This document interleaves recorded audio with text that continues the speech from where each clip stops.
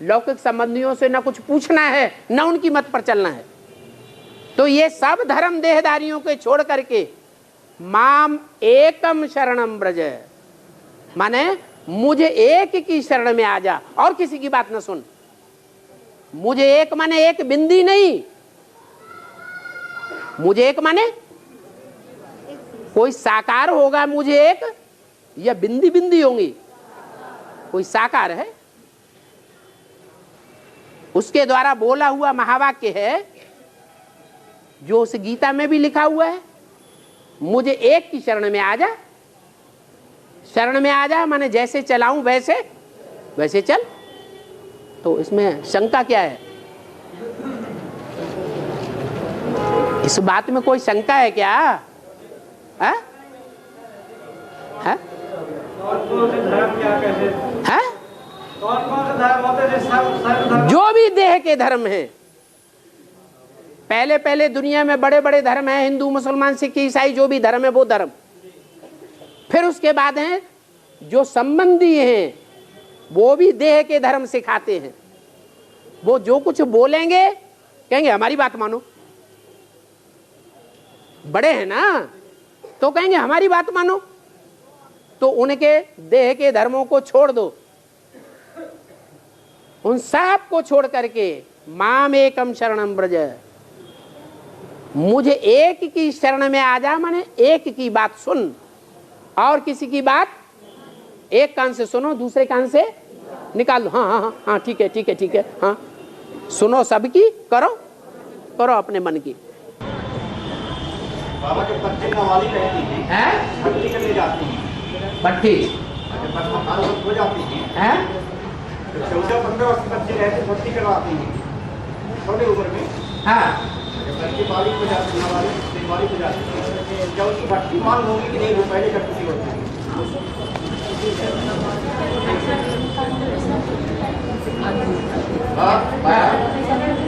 बच्चे 14-15 वर्ष की उम्र के होते हैं, 14-15 साल के, हाँ वो भक्ति करते हैं। क्या करते हैं? भक्ति। अच्छा, फर्रुखाबाद की भट्टी की बात कर रहे हैं। 14-15 साल का बच्चा है, नाबालिग है, बुद्धि कच्ची है। क्या? कच्ची बुद्धि मानी जाती है। अगर उस समय भट्टी की है तो फिर 18-20 साल का हो जाए, मान्य तो होगी। लेकिन ऐसा देखने में आया है कि 14-15 साल की बच्चियां जो भट्टी कर लेती हैं और भट्टी करने के बाद फिर उनको माँ बाप सरेंडर कर देते हैं, वो जब 18 साल की होती हैं तो उनकी बुद्धि बाहर की दुनिया में भागती है। तो उनको छोड़ देना चाहिए बंधन से, ईश्वरीय बंधन से, या ईश्वरीय बंधन में रखना चाहिए है। ईश्वरीय ज्ञान के अनुसार क्या क्या नियम है? वो ये दलील देती हैं कि हमारे माँ बाप ने हमारी इच्छा के बगैर, हमारी बुद्धि नाबालिग थी उस समय सरेंडर कर दिया,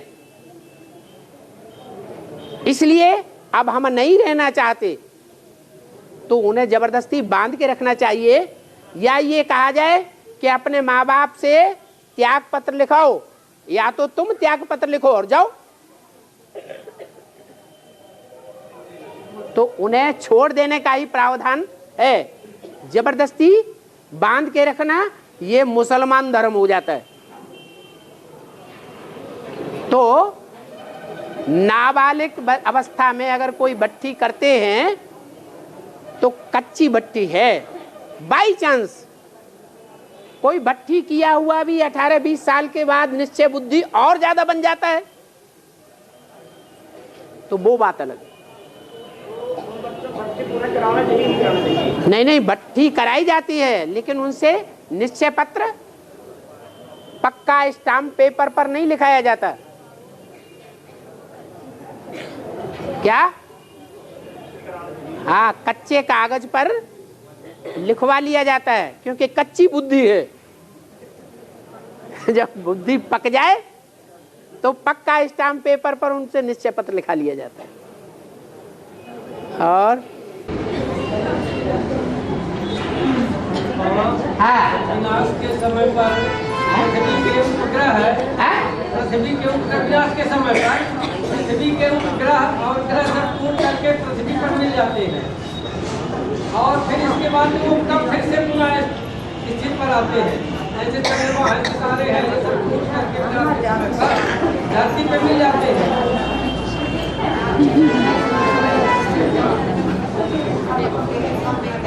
ऐसा नहीं होता है कि सूर्य कभी पृथ्वी में मिल जाता है। ऐसा होता है क्या? चंद्रमा की बात है अकेले की। चंद्रमा ग्रह नहीं है, 9 ग्रहों में से एक ग्रह दुनिया में मानते हैं, लेकिन वास्तव में वो उपग्रह है। क्या? वो पृथ्वी का बच्चा है, पृथ्वी से उसकी पैदाइश होती है। तो जिसकी जहां से पैदाइश होती है वो जहां जाके मिक्स होता है। जैसे सीता की पैदाइश धरणी से हुई तो कहां मिल गई? धरणी में मिल गई। 2 तरह के विनाश होते हैं, एक होता है संपूर्ण विनाश और एक होता है अर्ध विनाश। जब संपूर्ण विनाश होता है तो उपग्रह जितने भी हैं वो अपने ग्रह के साथ मिल जाते हैं, और जब आधा विनाश होता है द्वापर के बाद तो वही उपग्रह अपने ग्रह से अलग हो जाते हैं। और बाबा सब्जी का पाठ जो बताया है कि सब्जी ने मुझे बेच दिया, यहाँ पर क्या भाव है? सब्जी हाँ राम को झूठे बेच खिलाए। हाँ, अभी तो बताया भगवान आकर के लड्डू पेड़ा जलेबी कचौड़ी खाता है कि बेहद का भोग लगाता है, तो समझ लेना चाहिए। और जो शबरी है वो शूद्राणी कही जाती है, ब्राह्मणी नहीं कही जाती। क्या? अगर कोई ब्राह्मणी है कि मैं ब्रह्मा की औलाद हूं और बेर खिलाने बैठ जाए, जो जानती है कि ये झूठे बेर हैं, तो शूद्राणी है या ब्राह्मणी है? क्या है? शूद्राणी है। जबकि मुरली में डायरेक्शन ये है कि माताओं को शिव बाबा के साथ पहले पहले बच्चे का संबंध जोड़ना है, बाद में और संबंध। और बाबा तो बहुत चालाक है, वो जानता है कि माताओं की भावना ऐसी होती है जिसको एक बार बच्चा बना लेंगी उसके साथ दूसरा संबंध कभी नहीं जोड़ेगी।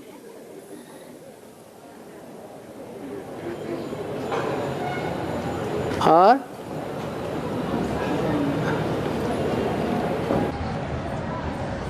बाबा अभी तो मुरली में बताए हैं कि माने आत्मा का जो सत्य है वो दोनों माने भक्ति में है, माने भक्ति में है, दृष्टि भक्ति में है। आत्मा का जो सत्य है, आत्मा का तथ्य, हाँ सत्य सत्य, माने आत्मा का रहने का स्थान जो है, आत्मा का रहने का स्थान प्रकृति है। हाँ, तो अभी माने बाबा ने बताया कि माने 4.5 लाख आत्मा जो है जो तख्त बनती है, अकाल तख्त। अकाल तख्त जिन आत्माओं को काल नहीं खा सकता, माने काल अगर चाहे कि हम अमुक समय पर इसको खा जाएंगे तो नहीं खा सकता। उनकी जब स्वेच्छा होगी तभी शरीर को छोड़कर परमधाम जाएंगी। हाँ तो बताओ। 4.5 लाख आत्माएं कौन सी इधर की यजमान की भी है और बेटी की भी है कि कहाँ की है? जो जन्म लेने वाले हैं वो बेसिक से आते हैं या एडवांस से आते हैं? वो बेसिक से आते हैं। और जो जन्म देने वाले हैं वो कहाँ से आते हैं? एडवांस से आते हैं। जवाब हो गया।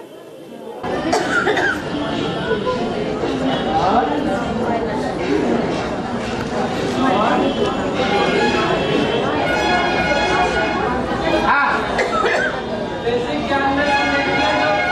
आवाज नहीं करिए। हाँ, बेसिक ज्ञान में जो संदेश तय करके जाती है और ऊपर से संदेश ला करके सबको सुनाती है, तो ऊपर तो कोई आत्मा बिना शरीर के बोल नहीं सकती है, तो वो लोग कैसे पता पाती है क्या लेकर के आती है, सबको सुनाती है। आप कभी स्वप्न में जाते हैं? जाते हैं कि नहीं? जाते हैं। तो जहां जहां आप स्वप्न में घूमते हैं दुनिया में, वहां कुछ होता है क्या? कुछ लड्डू पेड़ा लेके आते हैं? नहीं लेके आते। वो सिर्फ एक मन की जो है वो सुषुप्त मन की कल्पना है। ऐसे ही जो साक्षात्कार होता है संदेशियों को, वो भी एक प्रकार का कल्पना है। वास्तव में सूक्ष्म वतन कोई ऊपर नहीं है। जो मन के सूक्ष्म संकल्प हैं वही सूक्ष्म वतन है। वो तीन रूहान किया है? रूहान हुए मतलब। हाँ, आपस में स्वप्न में क्या आपस में बातचीत नहीं करते? सपने में एक दूसरे से जैसे बातचीत करते हैं, वैसे साक्षात्कार में भी एक दूसरे से बातचीत करते हैं। हाँ,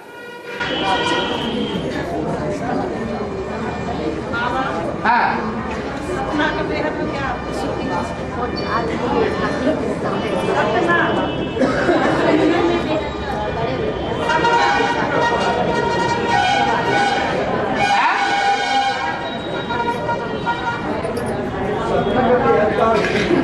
अच्छा अच्छा अच्छा अच्छा।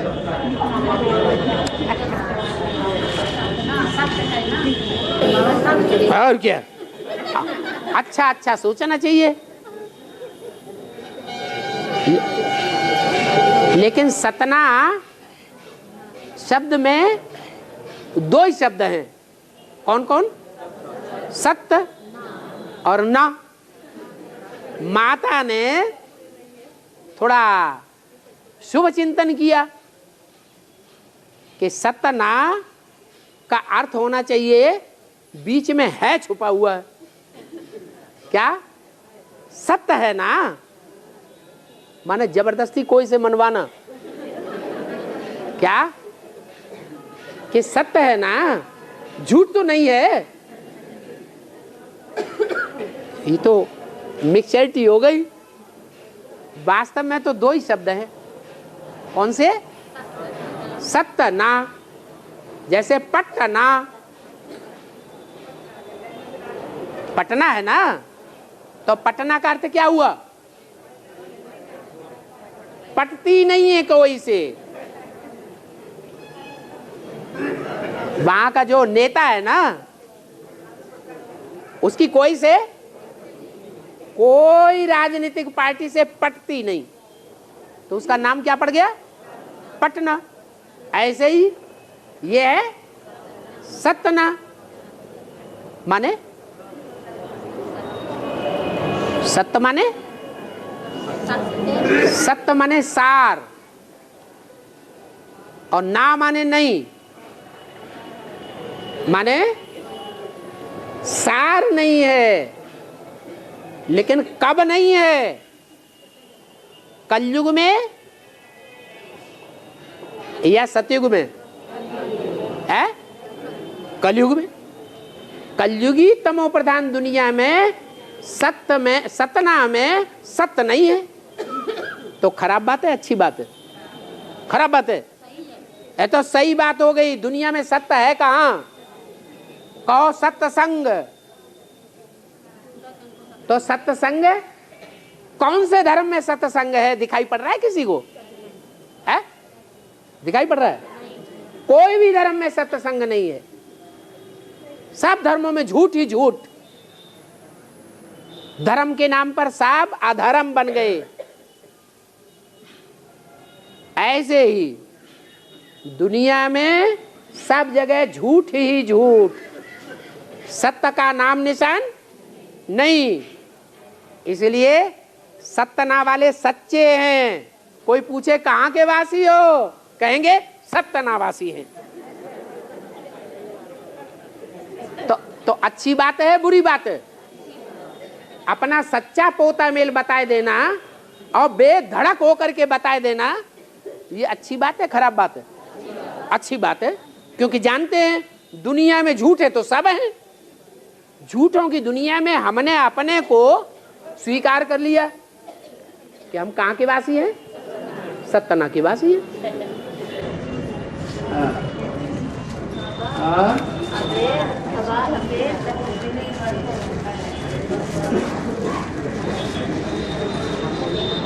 समझ में नहीं आया? नाम पर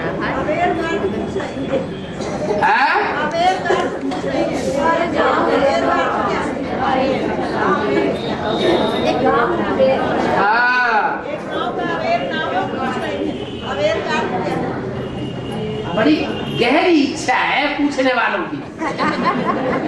क्या कि हम कहाँ के वासी हैं? माने जो पूछने वाला है वो अपने को समझता है, वो पूछने वाला समझता है कि हम आबेर वासी हैं, हम सतना वासी हैं। तो जो पूछने वाला पूछ रहा है कि हम सतना वासी हैं, इसका अर्थ क्या है? हम अबेर वासी हैं, इसका अर्थ क्या है? कम से कम जाने तो कि हम कहाँ के वासी हैं। तो देवान में आकर के पूछ रहा है या आत्मा अभिमान में आके पूछ रहा है? देवान में पूछ रहा है। अरे हम तो आत्मा हैं, हम आत्मा जन्म जन्मांतर के अबेरवासी सतनावासी हैं कि पता नहीं कहाँ कहाँ के वासी हैं। है? देखो,